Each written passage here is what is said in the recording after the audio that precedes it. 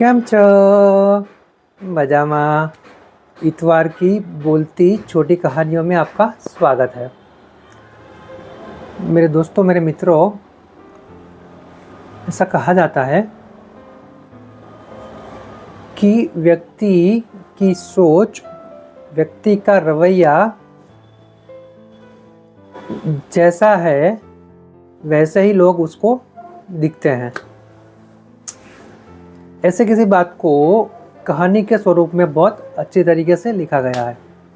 आज की जो कहानी है उसका विषय है आप भला तो जग भला। ये कहानी जीवन की भेंट नाम की एक पुस्तक है, जिस पुस्तक में जीवन के लिए सकारात्मकता से भरी हुई ढेर सारी कहानियां हैं। ये पुस्तक ओएसिस पब्लिकेशन हाउस ने छापी है और oasis publication house oasis movement नाम का जो एक एनजीओ है, जो बड़ौदा स्थित एनजीओ है, वो चला रहा है। और ओएसिस मूवमेंट जो एनजीओ है उसका काम है टीनेजर्स एंड यंगस्टर्स के लिए, मतलब तरुणावस्था और युवाओं के लिए चारित्र शिक्षण के लिए काम करना, कैरेक्टर बिल्डिंग एजुकेशन के ऊपर काम करना। बहुत अच्छी पुस्तक लिखी है जिसका नाम है जीवन का भेंट, और उसकी ये कहानी है आप भला तो जग भला। कहानी कुछ ऐसी है, जैसे गांव होते हैं, गांव में कुछ सयाने लोग होते हैं जो वृद्ध होते हैं। ऐसा ही एक गांव, इस गांव में एक सयाना वृद्ध व्यक्ति गांव के एक चौक में बैठा हुआ था अपने दोस्तों के साथ। झाड़ के पेड़ के नीचे एक बरामदा था, वहां पे बैठा हुआ था। इतने में बाहर से कोई एक युवान आया। इस युवान ने उस वृद्ध व्यक्ति से कुछ पूछना चाहा। वृद्ध व्यक्ति ने उस युवान को बोला कि आप कुछ नए लगते हो, आपको इस गांव में पहली बार देखा। वो युवान ने बोला हाँ सही है, आप मेरे पिताजी से दिखते हैं, तो मैं बताता हूँ आपको कि मैं नज़दीक के दूसरे गांव में ही रहता हूँ और वो गांव में छोड़ने वाला हूँ। तो वृद्ध व्यक्ति ने बोला तो बताइए मैं आपकी क्या मदद कर सकता हूँ। तो वो व्यक्ति, युवान व्यक्ति था, उसने वो जो शायाना वृद्ध व्यक्ति था उससे पूछा कि इस गांव के जो व्यक्ति है, इस गांव के जो लोग हैं वो कैसे हैं। उस वृद्ध व्यक्ति ने थोड़ा सोचा, सोच समझ के उसी युवान को एक प्रश्न पूछा कि अभी आप जहाँ पे रहते हो वहाँ पे लोग कैसे हैं। तो वो युवान ने बोला कि अभी मैं जहाँ पे रहता हूँ वहाँ सब लोग लालची, झड़ और स्वार्थी लोग हैं। तो वो वृद्ध व्यक्ति ने बोला अच्छा ऐसा है। वो युवान ने बोला हाँ ऐसा ही है, अभी आप बताइए कि यहाँ के लोग कैसे हैं। वो वृद्ध व्यक्ति ने बोला कि जैसे आपके गांव में है वैसे ही यहाँ पे सब लोग जड़, लालची और स्वार्थी हैं। वो युवान वो वृद्ध व्यक्ति से ये सुन के चला गया और उसने यहाँ पे आने का अपना जो विचार था वो छोड़ दिया। अभी थोड़े दिन गुजर गए। इसी तरह से वो वृद्ध सयाना व्यक्ति गांव के पेड़ के नीचे बरामदे में बैठा हुआ था अपने दोस्तों के साथ कि उसी समय पे एक आधेड़ उम्र का एक व्यक्ति आया। वो भी आके उस सयाने व्यक्ति को, वृद्ध व्यक्ति को प्रणाम किया और व्यक्ति को बोला कि क्या आप मेरी मदद कर सकते हैं। तो वृद्ध व्यक्ति ने बोला हाँ बोलिए, आपकी मैं क्या मदद कर सकता हूँ।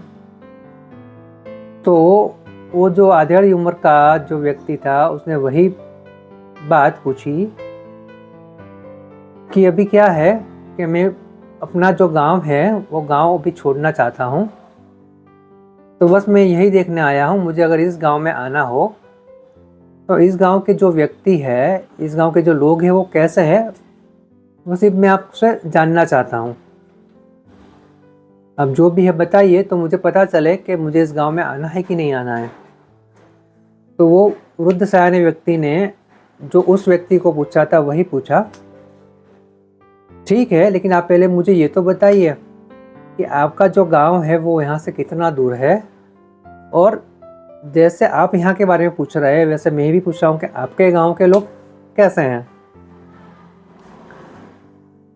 तो वो आधेड़ उम्र का जो व्यक्ति था उसने बोला कि मेरे गांव के लोग तो बड़े स्नेही, बड़े मिलजुल वाले और परोपकारी है, एक दूसरे का बहुत ख्याल रखते हैं।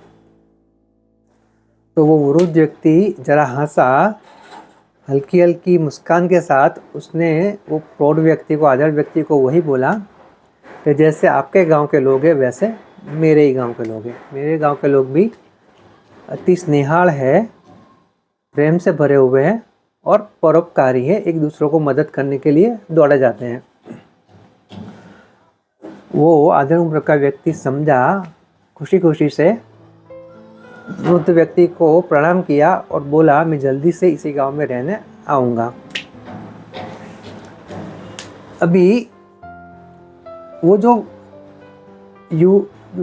वृद्ध व्यक्ति, जो सयाने व्यक्ति था, उसके जो मित्र थे वो उसको पूछने लगे कि अभी थोड़े दिन पहले एक व्यक्ति आया था, युवान आया था, उसने हमारे गांव के बारे में पूछा तो तुमने उससे बुरा कहा, और आज ये व्यक्ति आया, उसने वही सवाल पूछा कि गांव के लोग कैसे, तो तुमने अच्छा बोला, ऐसा क्यों? तो वो जो सयाना व्यक्ति था वो वही बोला, अपने मित्रों को वही बताया कि दुनिया में हर जगह हर प्रकार के व्यक्ति मिलते हैं। दरअसल बात यही है महत्व की कि हम कैसे हैं।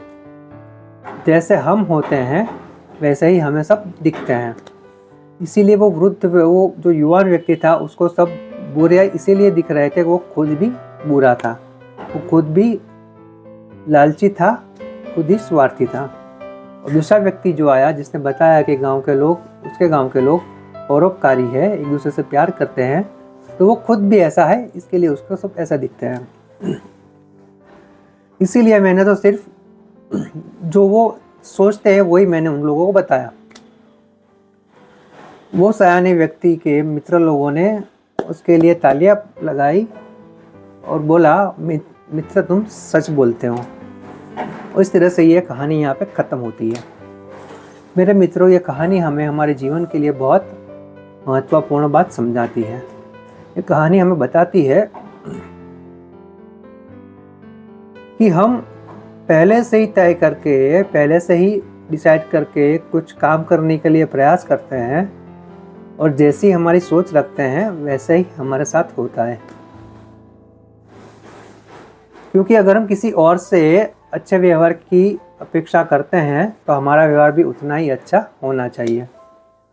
अगर हम चाहते हैं कि हमारे आसपास के लोग स्वार्थी ना हो तो हमें भी परोपकारी बनना पड़ेगा। तो बात बस मेरे मित्रों इतनी सी है कि अगर हम भले हैं तो पूरी दुनिया भली है। मतलब आप भला तो जग भला। बस इसी सोच के साथ अगर हम हमारा जीवन आगे व्यतीत करें, हमारे जीवन में आगे बढ़े, तो हो सकता है कि हमसे जुड़ने वाले लोग, हमसे मिलने वाले लोग हमसे बहुत प्यार करें, हमारे लिए अपना जो भी हो सकता है वो करने के लिए तैयार हो जाए। लेकिन ऐसी हमारी सोच होनी चाहिए और ऐसे भी हमारे व्यवहार होने चाहिए।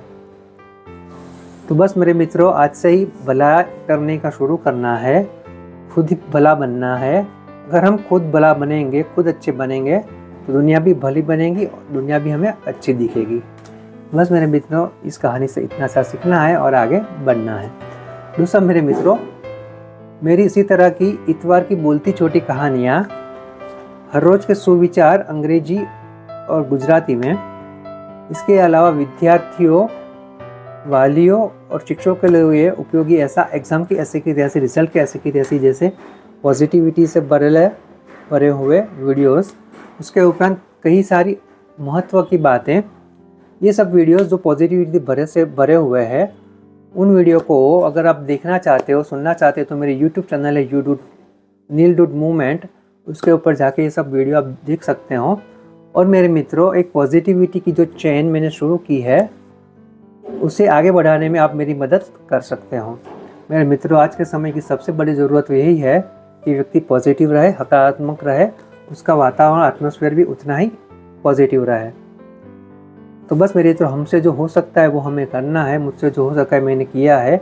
मैं अच्छी पॉजिटिव बातें, कहानियाँ, सुविधा सब लेके यूट्यूब पे डालता हूँ। तो बस आपसे इतनी मदद मांगता हूँ कि आप सब वीडियो आप अपने फ्रेंड ग्रुप में, फैमिली ग्रुप में, ऑफिस ग्रुप में, सोसाइटी ग्रुप में वगैरह वगैरह जगह ये सब वीडियोस फॉरवर्ड करें, शेयर करें, सब्सक्राइब करें और कमेंट भी करें। मेरे मित्रों, आपकी छोटी सी मदद अगर सच में किसी को ज़रूरत है वहाँ तक पहुँच गई, तो वो अपना जीवन बर्बाद होने से बचा सकता है, जीवन को सुधार सकता है। तो मेरे मित्र, बस मेरी इतनी सी विनती है, इस वीडियोस को, पॉजिटिविटीज़ वाले वीडियो को आगे बढ़ाओ और अपनी तरफ से जो भी कंट्रीब्यूशन हो सकता है वो करो। तो ठीक है मेरे मित्रों, हम मिलेंगे अगले इतवार को। अगले इतवार की बोलती छोटी कहानी का नाम है आधा अधूरा सुनना। अगले इतवार की बोलती छोटी कहानी का नाम है आधा अधूरा सुनना। तो मिलते हैं अगले इतवार को, तब के लिए बाय, आवजो।